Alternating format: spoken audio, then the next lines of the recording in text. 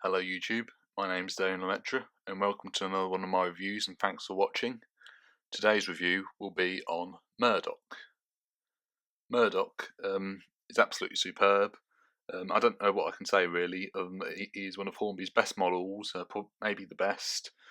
And literally it's really hard to fault him. I don't like to find fault with the models. I'm not the grumpy sort of person that tries to find fault with anything. But I really don't think there is anything wrong with Murdoch at all, really. There's only really two things to say about him, really. His buffers are silver, whereas the TV series model was black. But I think it's really good that they're silver. I think they still look really nice considering.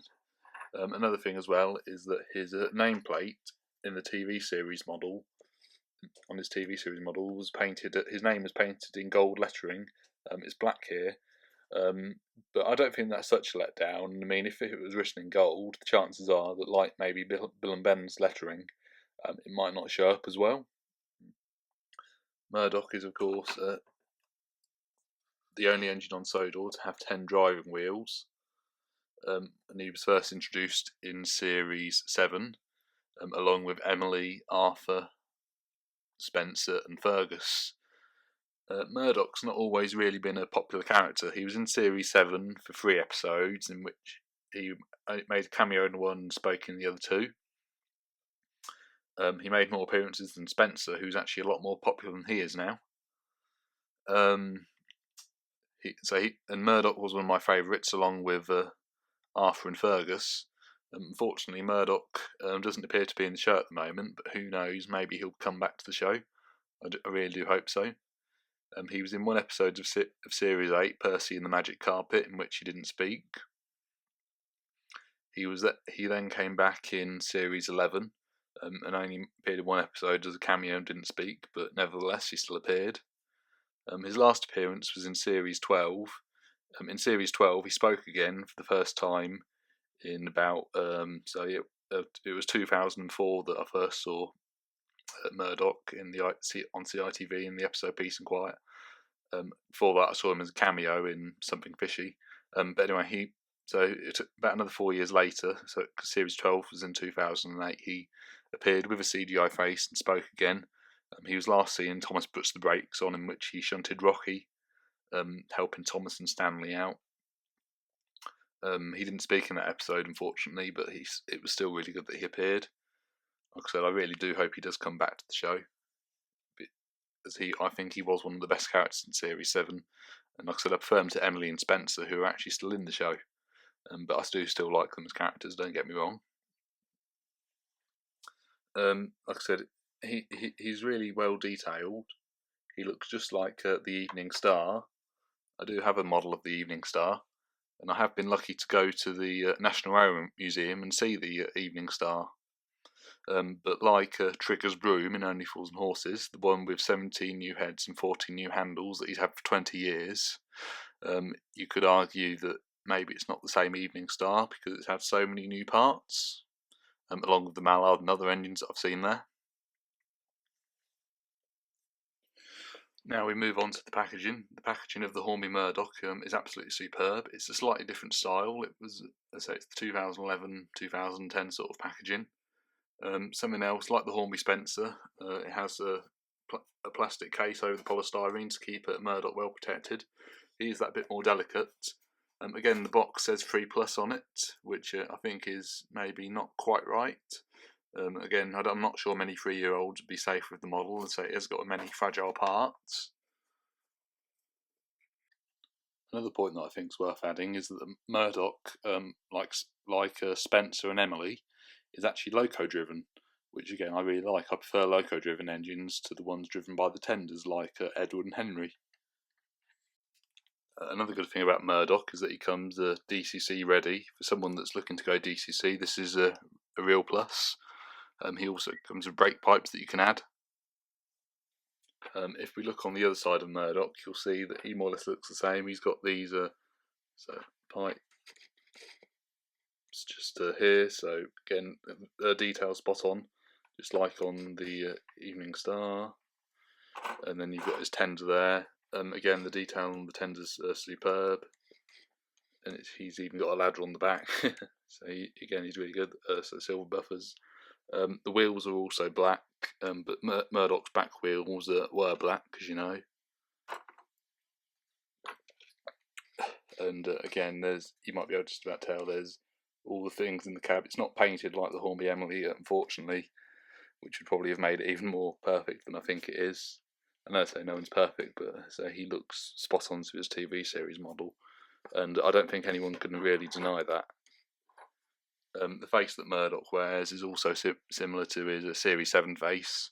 I think in Series 11, Emily's Rubbish, he can just about be seen wearing that face as well.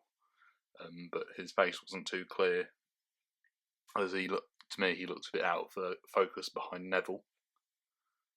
You may remember in my Hornby Spencer review, I showed you that this magazine from 2003 had a little article on Spencer. So there's Spencer. I've got another magazine here, also from 2003, which is the 5th of November. Again, it was 2003, so 11 years old. And there's a poster there. So I'll leave it. I said the bit I wanted to show you was the Murdoch story, which was very similar to the Spencer one. I think I've gone the wrong way. I think it's.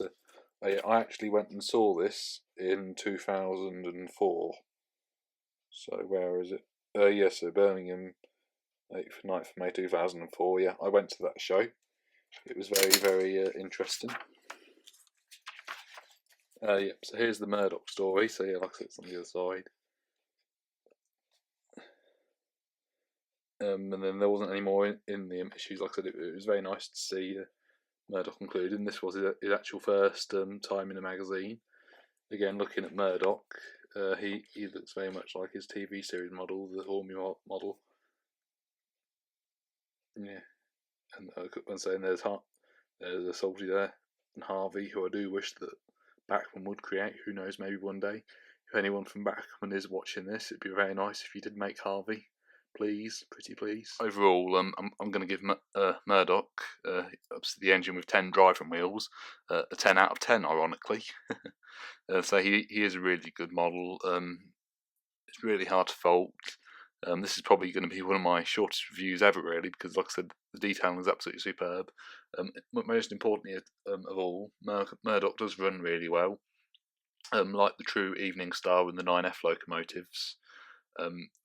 Incredibly strong, could pull anything, any size, any shape.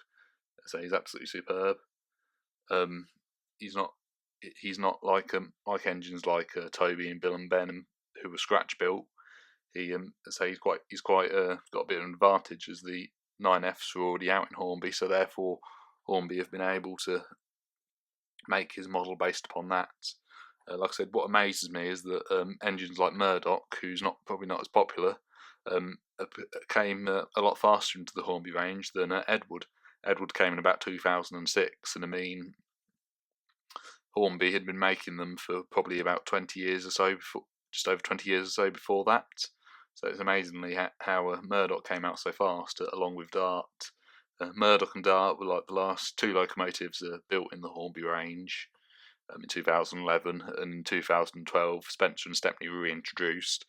You can comment below and correct me if I'm wrong and ask any questions. But as far as I'm concerned, I said Murdoch and Dart were the last actual two locomotives made. Something I always provide in the descriptions of my Hornby review videos is a link. You can write to Hornby requesting them to bring back the Thomas the Tank Engine range. And with it being the 70th birthday next year, I think it would be really good if they brought the range back. I've written to Hornby requesting it, if you can support that as well. And I mean, I've got nieces and nephews, and I'm sure my nephews in particular would love to have the Hornby Thomas engines, like when they're a bit, when they get to a bit closer to, I don't know, 10. I mean, one's 7, one's 3, so you know how old they are. But around that age, I was sort of getting into the hobby, and it'd be a real shame if Thomas wasn't around for them. There is, of course, the Batman range, but I really think that it's nice that if Hornby did it as well.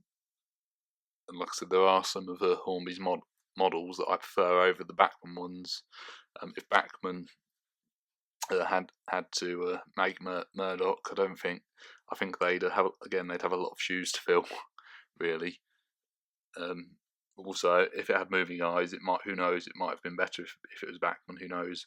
But as you know, engines like Bakerloo, who've got moving eyes, there has been problems with that, like his overall weight and things like that. So again, having moving eyes isn't always a good thing. And also with the shape of Spencer. Thank you very much for watching. Next time we will be reviewing one of the engines that came to Murdoch's rescue on his first proper day on Sodor, second day I suppose really, and that is of course Toby, the tram engine in the Bachmann range. I also have a Hornby Toby, and of course we can't forget Henrietta, can we? Thank you very much for watching. Goodbye.